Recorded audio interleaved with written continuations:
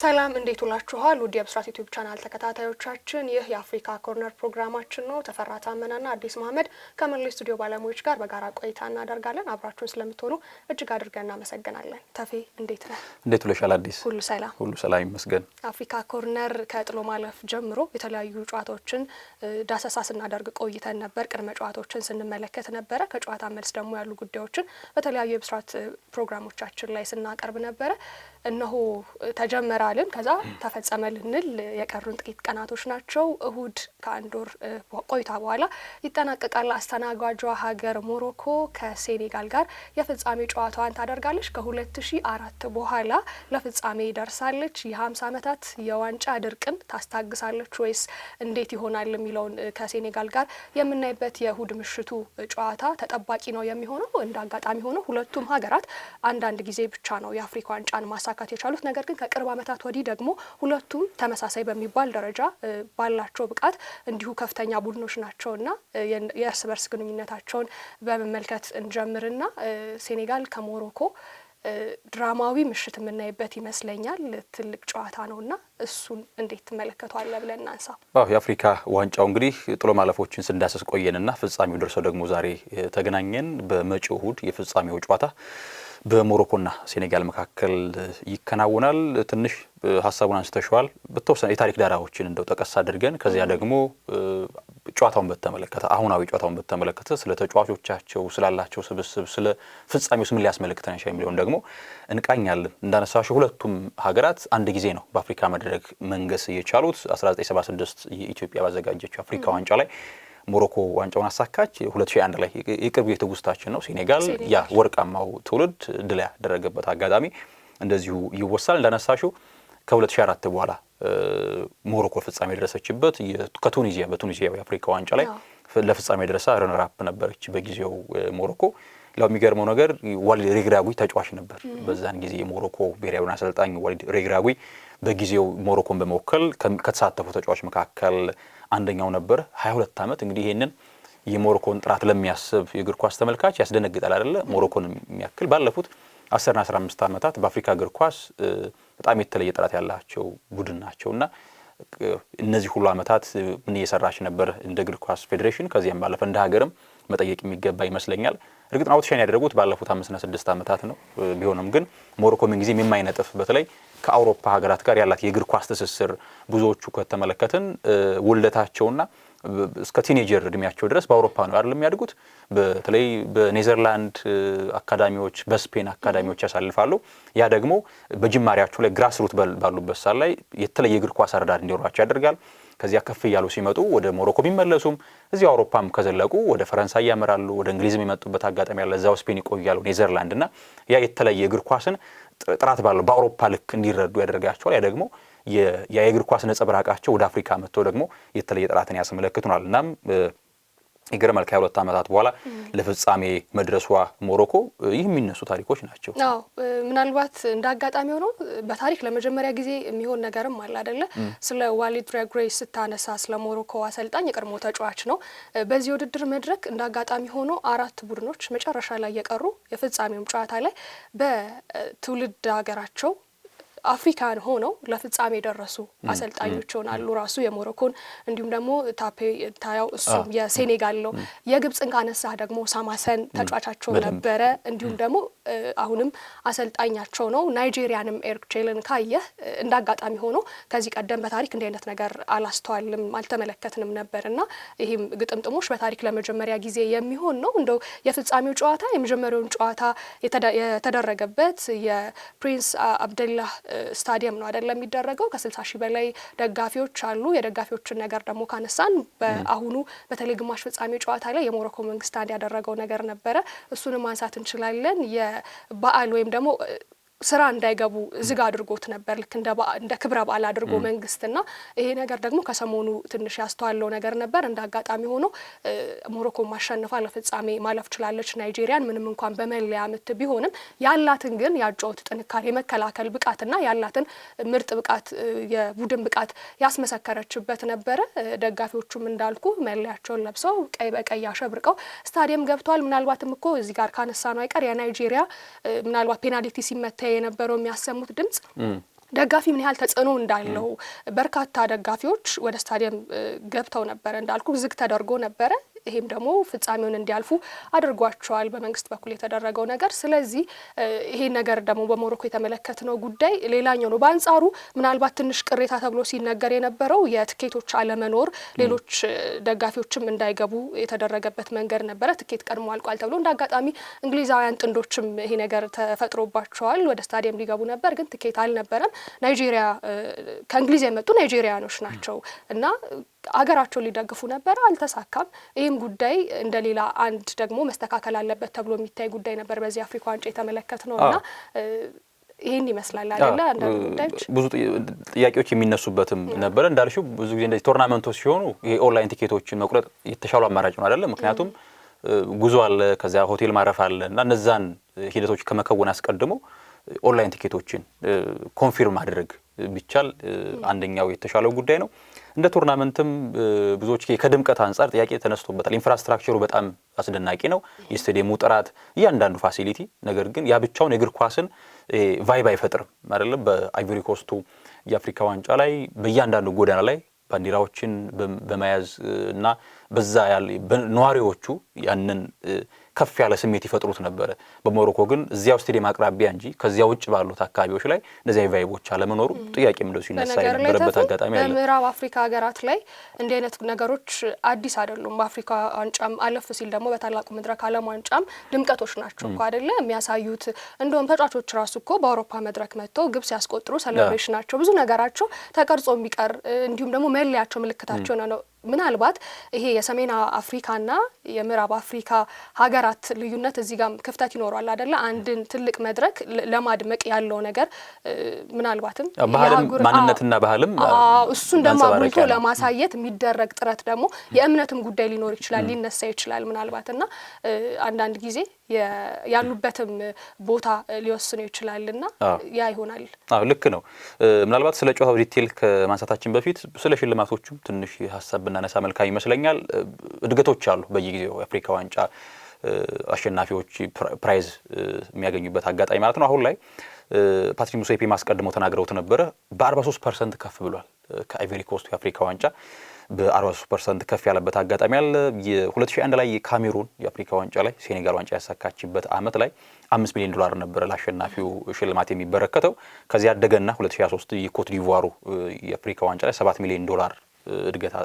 እድገት አሳይቶ ወደዚያ ከፍ አለ 2025 አሁን ላይ $10 ሚሊዮን ነው ዋንጫውን የሚያሳካው ናሽናል ቲም ሽልማት የሚበረከትለት እንደነሳው በ43% ከፍ ያለበት አጋጣሚ እና ፍጻሜ ደግሞ ተፋላሚ የተሸነፈው $4 ሚሊዮን የሚያገኝበት አጋጣሚ አለ ይሄ በዚህ አፍሪካ ዋንጫ ላይ አሸናፊ ቡድን ምን ያክል ያገኛል ሁለተኛ ወጣውን በሚለውን ሐሳብ ለመጥቀስ ያክል ነው ምናልባት ሌላ ሐሳብ ካላነሳን ስለ ጨዋታው ምን ሊመስል ይችላል የሚለው ምናልባት አንዳንድ አስገራሚ ጉዳዮችን መመልከት እንችላለን ስለ ሳሙኤል ኤቶ ቁጣትን ማንሳት እንችላለን አይደለ የገንዘብ ጉዳዮችም ከተነሱ $20,000 ተቀጥቷል በካፍ ህግና ደንብን በመጣስ እንዲሁም 4 ጨዋታ እገዳ ተጥሎበታል ጉዳዩ የተባለው እንግዲህ ህግን በመጣስ ነው የጨዋታ ዳኝነት ላይ ያለው አሰራር ያልተገባ ባህሪ በማሳየት የቀድሞ ኮከብ ተጫዋች አይደለ በተለያዩ ሊጎች ላይ ከ11 በላይ ክለቦች ተጫውቷል አይደለ በአውሮፓም በአረቡም ዓለም ወደ ራሺያ ማቅንቶ እንዲሁ ጨዋታዎችን የተጫወተ ተጫዋች ነው አሁን ላይ ግን የ44 አመቱ የቀድሞ ተጫዋች በሀገሩ የካሜሩን እግር ኳስ ፌዴሬሽን ፕሬዝዳንት ነው ብዙ ጥያቄ የሚነሳበት ጉዳይ እንዳለ ሆኖ ነገር ግን ባለፈው አርብ ላይ በተደረገ ጨዋታ ያሳየው ያልተገባ ባህሪ የ4 ጨዋታ አገዳና $20,000 እንዲቀጣም ሆኗል ከዛ ውጪ አዝናኝ ነገሮችን ተመልክተናል ምናልባት ግን ጨዋታውን ዋናው ጉዳያችን ስለሆነ ጨዋታውን እናንሳና መዝጊያችንን ደግሞ ያስተዋልናቸውን አንዳንድ አስገራሚ ጉዳዮችን በማንሳት እናጠቃልላለን መልካም ትልቁ ጉዳያችን ያገናኘንም የፍጻሜው ጨዋታ በመድረሱ ነውና አዘጋጁን ሀገር ሞሮኮ ከሴኔጋል ጨዋታው ምን ሊመስል ይችላል ስለ ሁለቱ ናሽናል ቲሞች አንዳንድ ነጥቦችን የግድ ማንሳት ያለብን ይመስለኛል በግማሽ ፍጻሜው በነበረው መርሃ ግብር ሴኔጋል ከግብጽ ያው ግልጽ ነው በሚድ ብሎክ ሲያስፈልግም በሎ ብሎክ ተጫውታ ድሎችን በመጠቀም ድል ለማድረግ የምትሞክር አይነት ቡድነች እንዲያው የሚመስለው 120 ደቂቃ ሙሉ ጎል ሳይቆጠር አጠናቃ ወደ መለያ ምት ለማምራት ይመስል ነበር እቅዷ እንደምናስታውሰው በሴኔጋል የተሸነፈችበት የ2021 የፍጻሜ ጨዋታ ላይ ቀርቦ በነበራት ጥሎ ማለፍ በእያንዳንዱ ጨዋታ ጎል ሳይቆጠር ነው የተጠናቀቀው። በጣም ያስደነግጣል። ካየው የሁለቱንም ቁጥራዊ መረጃ ያለፉትን 27 ጨዋታዎች አልተሸነፈችም። በአንጻሩ ሞሮኮ 23 ጨዋታዎችን እስካሁን ድረስ አልተሸነፈችም። ከባለፈው 23 ጨዋታ ጀምሮ አልተሸነፈችም። ሴኔጋል ግን 27 ጨዋታዎችን ባለመሸነፍ ቀጥላለች እና ሴኔጋል ይበልጥ ኳስን ይዛ እንደምትጫወት ነው ያሰብነው ነበር የሆነው። የሳዲዮ ማኔ ጎል ላደረጋቸው ሞሮኮ ናይጄሪያ በጣም እንደ ፌቮራይት አለ። በቶርናመንቱ ካየናቸው ሁለት ሀገራት መጥራት ካለብን ቅድሚያ የምንጠራቸው ናቸው ሞሮኮና ናይጄሪያ። ሞሮኮ ይበልጥ አዘጋጅም ነች፣ ጥራቷንም እናውቃለን። ናይጄሪያ ግን ካለፈው የአፍሪካ ዋንጫ ጀምሮ የተሰራች የመጣች ቡድን ነች። የኢንዲቪጁዋል ጥራትም አላት፣ እንደ ቡድንም ደግሞ በደንብ ያለመሸነፍ እንዳለ ሆኖ ደግሞ የእድገታቸው የሚታይ ነው። አንዳንድ ቡድኖች እኮ የሆነ ሰዓት ላይ ስታክ ያደርጋሉ። ናይጄሪያ ግን በደንብ አፕግሬድ እያደረገች ነው እስከ ፍጻሜው ድረስ መምጣት የቻለችውና እጅግ የተጠበቀ ነበረ። በብዙ መንገድ ድሮችን በመፍጠር የጌሙን እንቅስቃሴ ይበልጡን በመውሰድ የተቻለችው ሞሮኮ ነበረች። በመለያ ምት እንግዲህ ያሲን ቦኖ ጥራት ያለው ግብ ጠባቂ ነው። ብዙዎች እንዲያውም ለመለያ ምት ሲደርሱ ለሞሮኮ አሸናፊነት ተሰጥቶ ነበር። ምንም ጥያቄ የለውም። ስፔሻሊስት በምትለው ደረጃ ነው። እንደውም የመጨረሻውን ጎል ያዳነበት መንገድ ራሱ በአንድ እጁ ነው ኳሱን ያወጣው። ቀድሞ የሚመታበትን አቅጣጫ ደፍሮ በመሄድ ከዚያ በእጁ ያዳነበት አጋጣሚ ሌላኛው እሱ አንድ የማዳን ቴክኒክም ሆኖ ብዙ የምንመለከተው አይደል። የመለያ ምት ሲመታ ያ ጥራት ነው። ጨዋታውን ፍጻሜውን እንመልከተው። ይህ ሞሮኮ ከግብ ጠባቂ እስከ ድረስ በጣም ጥራት ያላት ነው። ጥራት ሲባል አንዳንድ ጊዜ ላይን አፕ ላይ ብቻ ምርጥ 11 ሳይሆን ተጠባባቂ ያላያሉ ስነማናቸው ነው የሚገርምሽ። በምድብ የመጀመሪያና ሁለተኛ ጨዋታዎች ላይ ካሉት 4 እና 5 ተጫዋቾች አሁን ላይ ለጥሎ ማለፍ የተሰለፉ አይደለም የሚገኙት። በሚገርም ሁኔታ እነ ሶፊያን አምራባት ቋሚ ሰላፊ ነበር፣ አሁን ተጠባባቂ ወንበር ላይ የሚቀመጥ ተጫዋች ነው። ኡናሂ በጉዳትም ቢሆን አሁን በስብስቡ የለም። ሲያስ እንደዚሁ ይሰለፍ ነበር፣ አሁን እሱም የለም። ብዙዎችን ስትመለከት ኤዛብዲ እንደዚሁ ኤዛልዙሌ የሪያል ቤቲስ የመስመር ተጫዋች እርሱም እንደዚሁ ቋሚ አልነበረም፣ አሁን ወደ ቋሚነት መጥቷል። እስማኤል ሳይባሪ እንደዚሁ ቋሚ አልነበረም፣ እሱም መጥቷልና ስትመለከቱ ለየትኛው ጨዋታ የትኛውን ተጫዋች መጠቀም እንዳለባቸው በደንብ ይረዳሉ። አሁን አማካይ ክፍሉ የኡናሂ ማጣት አለመኖር በጣም ይጎዳቸዋል። ግልጽ ነው። በጣም ጥራት ያለው ምርጥ የሚባል 8 ቁጥር ነው። ነገር ግን አሁን ላይ የኤላይኑ ይሄ የሮማ አማካኝና ቢላል ኤልካሃኑስ በሌስተር የምናውቀው በውሰቱ በጀርመኑ ቡድን ስቱትጋርት የተጫወተ ይገኛል። ቢላል ኤልካሃኑስ ሁለቱ በጣም የሚደንቅ ጥምረትን ያሳዩት። ሌላኛው የቨርሳታይል ተጫዋች ነው እስማኤል ሳይባሪ የፒኤስቪ ኢንዶቨን ዶሚኒ ትልቅ የአውሮፓ ክለቦች እንዴት አይናቸውን አላሳረፉበትም ብዬ ጥያቄ ያነሳለሁኝና እንደ 8 ቁጥር ይሰለፋል። ወደ መስመር አልቶ ይጫወታል። ሀፍ ስፔስን ይዞ ይጫወታል። ለጎል ለማስቆጠር በጣም ቅርብ ነው። የማጥቃት ሜንታሊቲ ያለው ተጫዋች ነውና ይህ ደግሞ የተለየ ጥራትን አማካይ ክፍል ላይ ይፈጥርላቸዋል። ፊት መስመሩም ስንመለከት ኤልካቢ ነው አሁን ላይ የኦሎምፒያኮስ ፊት መስመር ተጫዋች። ነገር ግን እርሱ እንኳን በድካም አሊያም ደግሞ ተጨማሪ ደቂቃዎች ቢኖሩ እንግዲህ ኤኔሲሪን የመሰለ በጣም በአውሮፓ በተለይ በቱርኪሽ ሱፐር ሊግ የምናውቀው በጣም የተለየ አቅም መፍጠር ይችላል። ተከላካዮቹ ሀኪሚ፣ ማዝራዊ በጣም የጥራት ደረጃቸው የላቀ ሀኪሚ በጣም ከሀገሩ ጋር የሚገርም የውድድር ጊዜ እንዳሳለፈ የሚቆጠር ነው። ቡድኑን ራሱ እንደ ካፒቴን የሚመራበት መንገድ ምናልባትም ለዚህ ስኬት ቁልፍ ሚና አላቸው ከሚባሉ ተጫዋቾች መካከል አሽራፍ ሀኪሚ ይጠቀሳል። ሌላኛው በጣም እያበራ የሚገኘው ተጫዋች ደግሞ ብራሂም ዲያዝ ነው አይደለ? 5 ግቦች ላይ እንዲሁ ታሪክም መስራት ችሎ ነበር። ታሪክም መስራት ችሏል። ይህን ዋንጫ ሞሮኮ የምታሸንፍ ከሆነ ለዚህ ተጫዋች እንግዲህ በመጀመሪያ የውድድር አጋጣሚ ወይም ደግሞ የመጀመሪያ ተሳትፎ ትልቅ ነገር ነው የሚሆንለት። በጣም ግልጽ ነው እና የሞሮኮ ይህ በእያንዳንዱ ጨዋታ ላይ የምትቀይርበት መንገድ ይሄ የዋሊድ ሪግራጉዊን የማሰልጠን ልኬት ያሳያል ብዬ አስባለሁ። ብዙ ከተመለከትሽ ቶርናመንት ላይ አይቀይሩም። ቢያንስ 1 ወይ 2 ተጫዋቾች ናቸው ወይ በጉዳት ወይ ደግሞ በአቋም መዛል በድካም ሊቀየር የሚችለው። ግን አሁን ፍጹም የተለየ ቡድን ነው እየተመለከትን የምንገኘው። በዚህ መንገድ እንግዲህ ሞሮኮ ማንሳት ከቻለን በላኛው ተጋጣሚ ሴኔጋል በኩል ሴኔጋል በሞሮኮ ልክ በጣም ስኳድ ዴፕዝ ያላት ቡድን ነች። በሚያስደነግጥ መልኩ በእያንዳንዱ ስፍራ ላይ ለመተካት የሚያስችል ጥሩ አቅም ያለው ቡድን ነው። እንግዲህ ኩሊባሊና ሀቢብ ዲያራ አይኖሩ ለጨዋታው በግማሽ ፍጻሜው ላይ ነው። መጀመሪያ ጨዋታም ላይ እኮ አልነበረ ማለት ነው። ኩሊባሊ መክፈቻ ጨዋታው እንዳጋጣሚ ሆኖ ደግሞ በዚህም ጨዋታ አሁንም የለም። እርግጥ ጉዳትም ገጥሞታል። ባለፈውም ማማዱ ዲያራ ተቀይሮ የወጣበት አጋጣሚ ነው ያለው። የኩሊባሊ አለመኖር የሚያሳጣቸው ነገር አለ። ምንድነው? መሪነትን ይበልጥ ልምድ ያለው ነው። ፍጻሜ ሲሆን ደግሞ አሁን ላይ የሞሮኮ የደጋፊዎች የጩኸት ድምጽ እነሱ ለመረበሽ የሚያደርጉት ሂደት እንደ ኩሊባሊ ያለ ተጫዋች ቢኖር ያንን የማርገብ የቡድን አጋሮቹን የማስተባበርና እነሱ ከዚያ በምቾት ቀጠናቸው እንዲጫወቱ ለማድረግ እድል ይፈጥር ነበር። በመከላከል ጥራት ከእድሜው ከመግፋት ጋር በተያያዘ ሞሮኮ በጣም በፈጣን ሽግግር የሚጫወት ቡድን ነውና የማማዱ ሳኮ መኖር ይበልጥ ጠቃሚ ያደርጋቸዋል። ላኛው የዲያታ በባህሪው ተጫዋቹ የዊንግ ባክ ባህሪ ያለው ተጫዋች ነው። በፍራንስ ሊግ ሞናኮ ላይ ዊንግ ባክ ነው የሚጫወተው ዲያታ። ስለዚህ ይሄ ፉል ባክ ነው ሲጫወት ሁለት ጥቅም ይሰጣል። አንደኛ በመከላከሉ ያግዛል። ተጨማሪ ደግሞ በተለይ ኢሊማን ኒጃይ ነው በዚያ ስፍራ ላይ የሚጠቀመው በቀይ መስመር ላይ ለኢሊማን ኒጃይ ተጨማሪ የማጥቃት መሳሪያ ሆኖ ነው የምንመለከተው ዲያታና ይሄ በጎው ነገር ነው። እንግዲህ ኒጃይ በኤቨርተን የሚመቸው በግራ እየተነሳ ሲጫወት ነው። ድሪብል አድርጎ ቤንድ ያደረገ ጎሎችን ማስቆጠር የሚወድ አይነት ተጫዋች ነው። በዚህ አፍሪካ ዋንጫ የሳዲዮ ማኔ መኖር ወደ ቀኝ አዘምሮ እንዲጫወት አድርጎታል። ምናልባት በማኔም ስፍራ ላይ በተለይ ከማውቀው ከዌስትሃሙ ጥራት በጣም የተለየ ጥራት ያለው ዲዩፍ በጣም ተመልክቼዋለሁኝ። ዌስትሃም በተለይ ይበልጥ በማጥቃቱ ነበረ። እርግጥ ነው እሱም በስላቪያ በነበረበት ጊዜ የማጥቃት አቅም የነበረው ተጫዋች ነው ኢልሃጅ ማሊክ ዲዩፍ። ነገር ግን አሁን ላይ ወደ ዌስትሃም ከመጣ በኋላ ያን ነገርም ሲያደርግ ነበር። በዚህ አፍሪካ ዋንጫ ግን ግብጽ ጋር በነበረው ጨዋታ በተለይ ሞሳላ እንዴት አድርጎ ቀጥ እንዳደረገው ስንመለከት አሁንም በመከላከሉ ከብርሃም ዲያዝ ጋር የሚያደርጉት ትንቅንቅ በእጅጉ ይጠበቃል። ሌላኛው በውድድሩ በጣም ጥራት ያላቸው አማካዮች ካሏት መካከል ሴኔጋል ነች። የሀቢብ ዲያር አለመኖር ያን ያክል ብቃታቸውን ዝቅ ሊያደርጉ ሊያስከፋቸው አይችልም ብዬ አምናለሁ። ላሚን ካማራ ባለፈው ገብቶ የሰራነውን ነገር ስንመለከት የሞናኮ አማካኝ እንዲያውም የሳዲዮ ማኔ ጎል መገኛ እርሱ ነበር። አክሮ ወደ ጎል ላከ ዲፍሌክት ሲደረግ ነው ማኔ ያስቆጠረውና በዚህ ስፍራ ላይ የፓፔ ጉዌ ኢድሪስ ጋና ጉዌና ላሚን ካማራ ጥምረትም የተለየ ጥራትን ይፈጥራል ተብሎ ይታሰባል።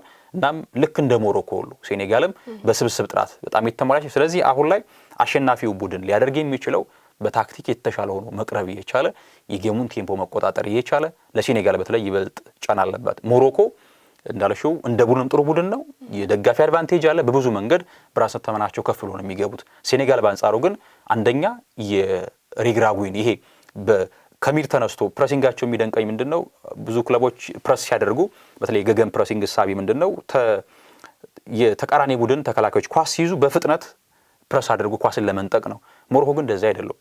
የመጀመሪያው ፌዝ ላይ ይለቁሻል። ከዛ ወደ አማካይ ክፍል ስትመጪ ግን በጣም ባስጨናቂ ፕሬሲንግ ኳሱን ነጥቀው በቶሎ ይሞክራሉና ያንን የመቋቋም ሲቀጥል ደግሞ የደጋፊውን ጩኸት ያንን ጫና ተቋቁማ ድል ለማድረግ የምትፋለምበት ነውና ነገር ግን ለሁለቱም እጅግ አስፈላጊ ጨዋታ ሆኖ ነው የምናገኘው። አዎ እንዳልከው ነው። ከዛ ባሻገር የተጫዋቾችም የእድሜ ሁኔታም ደግሞ አለ አይደል? በሁለቱ ቡድኖች መካከል አንጋፋ ተጫዋቾችን በመያዝ በሴኔጋል እንዲሁም ደግሞ በሞሮኮ መካከል ልዩነት ይኖራል። ነገር ግን አንተ እንዳልከው ነው የተጫዋቾች ጥራት ደግሞ አለ። ልምድ ያላቸው ተጫዋቾች መኖራቸውም ደግሞ ሁለቱ ቡድኖች መግቢያችን ላይ እንዳልነው ከቅርብ ዓመታት ወዲህ ከፍተኛ ደረጃ ላይ መቀመጥ የሚችሉ ቡድኖች ናቸው። ነገር ግን ምናልባት የሴኔጋል ልክ እንደ ሞሮኮ ያልተወራለት ብዬ የማስበው 2021 ላይ በቅርብ ዓመት ማሳካቷ ለፍጻሜ የተለያዩ ጊዜ ላይ መድረሷ ነው። የሞሮኮ ደግሞ ከ22 ዓመታት በኋላ ለፍጻሜ መድረስ 50 ዓመታትን ያህል ዋንጫ መጠበቅ የእሷ ገኖ እንዲወጣ ተደረገ እንጂ ሁለቱ ሴኔጋልም እኩል አንድ ዋንጫ ነው በታሪክ ሪከርድ ያላቸውና ስለዚህ እሁድ ምሽት ምናልባት አንደኛውን የሚበልጥበት ምሽት ነው። ተጨማሪ ዋንጫ መደርደሪያው ላይ ተጨማሪ በማግኘት የሚቀድምበት ነውና ሞሮኮ ከ60 ሺህ በላይ ደጋፊ በሚይዘው ስታዲየሟ ምን ታስመለክተን ይሆን? ሴኔጋልስ ምን ታስመለክት ይሆን የሚለው ደግሞ ሌላኛው ጉዳይ ነው። ስለዚህ ወደ ምዕራብ አፍሪካ ይመጣል ወይስ ሰሜን አፍሪካ አስተናጋጇ ሀገር ላይ ይቀራል? ድራማ ወይስ ምሽት እናያለን እንመለከታለን የሚለው ምናልባት አንድ ሀሳብ ለማንሳት ያክል ሳዲዮ ማኔ ምናልባት የመጨረሻው የአፍሪካ ዋንጫ ሊሆን እንደሚችል ዘገባዎችን ስመለከት ነበር። ሌላኛው የቀድሞ አፍሪካዊ ተጫዋች አሳሞah ጂያን ሞሳላህና ሳዲዮ ማኔ ባሎንዶር አለማሳካታቸው ይገርመኛል የሚል ሀሳብ ሰጥቷል። ኮንሲስተንሲያቸውን ጠብቀው በአውሮፓ እግር ኳስ ላይ በደንብ መጓዝ ችሏልና እንግዲህ ወያ ብቻ ነው አይደል አፍሪካ የሆነው ባሎንዶር ማሳካት የቻለው። እንደ አሳሞah ጂያን ሀሳብ ከሆነ ግን ሞሳላህም ሆነ ሳዲዮ ማኔ ባሎንዶር ለማሳካት በስኬታቸውም በፐርፎርማንሳቸውም እንግዲህ የሚገባቸው ነበር ሲል ሀሳቡን ሰጥቷል። ይሄን ለመጠቆም ያክል ነው። ባሎንዶር የሚነሳበት ጥያቄ እንዳለ ሆኖ በተለይ ጥቁር ተጫዋቾች ላይ የሚደረገው ነገር ያው እሱን በሌላ ፕሮግራም የምንመጣበት ጉዳይ ነው። ነገር ግን እንዳልከው ነው በርካቶችም ጥያቄ በርካቶችም ለምን የሚሉት ጉዳይ ነውና እንግዲህ ዘንድሮ የመጨረሻው ሊሆን ይችላል ሳዲዮ ማኔ። እሱን የምንመለከተው ሌላኛው ሀሳብ ነው። እንደው አንዳንድ የተመለከትናቸው ጉዳዮች ካሉ ይሄ በጣም አስገራሚ አስደናቂው ደጋፊ ብናነሳ ደስ ይለኛል። የፓትሪስ ሉሙምባ ታስቧል በሞሮኮ አይደለም በ1961 ነው በኪንሻሳ የተገደለውን እንግዲህ ሰው እሱን ለመዘከር 90 ደቂቃ ሙሉ ሲያስመለክት የነበረው ጨዋታውን ከዛ በኋላ ደግሞ ከውድድሩም ስትሰናበት ከአይምሮ ሊጠፋ አልቻለም። በሌሎች ተጫዋቾች የአልጄሪያ ተጫዋች ለማፌዝ የተሸነፉበት መንገድም ደግሞ ያስደነግጥ ነበር ለማፌዝ ሞክሯል።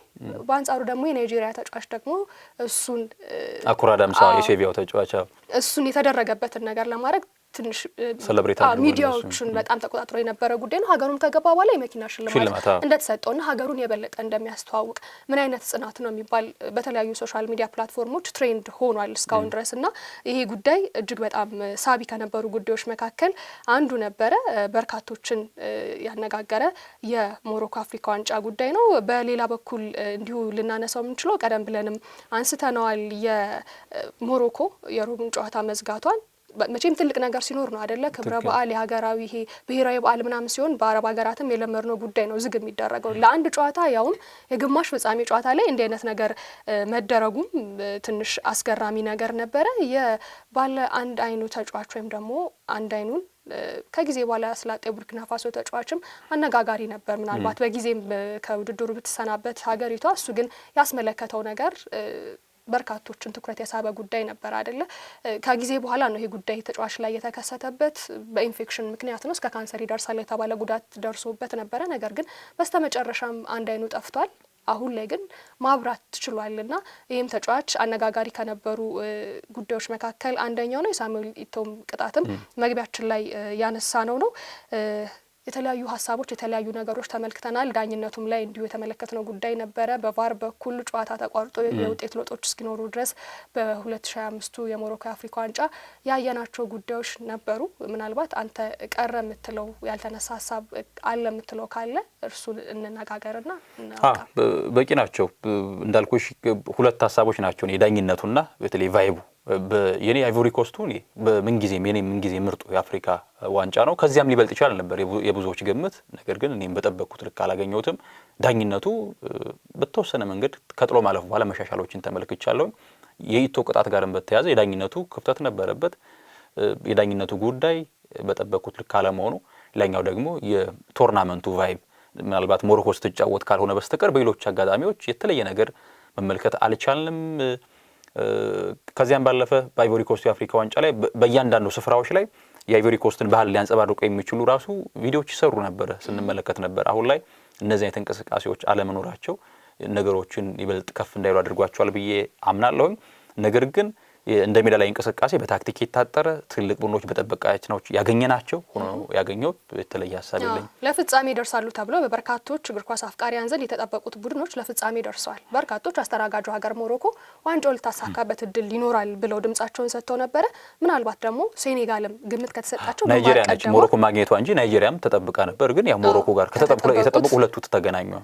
ምናልባት እንዳልከው ይሄ በጣም ከፍተኛ ድምቀት ያልነበረው ከተሰጠው ግምት አንጻር ከፍ ተደርጎ ነበርና በርካታ ሁሉም የአፍሪካ ሀገራት ባህላቸውን ያንጸባርቁበታል ተብሎ ነበር። ምናልባት ተጫዋቾች እኮ ልክ ሲገቡ መጀመሪያ ወደ ሞሮኮ ሲመጡ የነበረው አለባበስ ሙዚቃቸው አለባበሳቸው እንደውም ባልደረባችን ራሱ የጥምቀት አለባበስ ነው የሚመስለው ምናምን የማሊ ተጫዋቾች የለበሱት አልባሳት ምናምን በጣም የሚገርም ነበር። ያው ብዙ የባንዲራ ወይም ደግሞ ሰንደቅ ዓላማ ቀለማቸው አፍሪካ ሀገራት ከኛ ጋር ይመሳሰላልና በዛ የተጌጡ ልብሶችን ለብሰው ተመልክተናል። ግን መዝለቅ አልቻለም። በተለያዩ ድባቦች መመልከት አልቻልንም። ፍጻሜው ላይ ግን ምን ልንመለከት እንችላለን የሚለውን ከፍጻሜው በኋላ ደግሞ ምን ይመስል ነበር የሚለውን በሌላ ፕሮግራም የምንመለስበት ይሁን። የዛሬን ግን እዚህ ላይ እናብቃ። መልካም ውድ ተመልካቾቻችን አፍሪካ ኮርነር ፕሮግራማችን የዛሬው ይህንን ይመስል ነበር። አብራችሁን ስለነበራችሁ እጅግ አድርገን እናመሰግናለን። ተፈራ ታመነና አዲስ መሐመድ ከመላው ስቱዲዮ ባለሙያዎች ጋር በጋራ ቆይታን አደረግን። አብራችሁን ስለነበራችሁ እጅግ አድርገን እናመሰግናለን። ሰላም ዋሉ።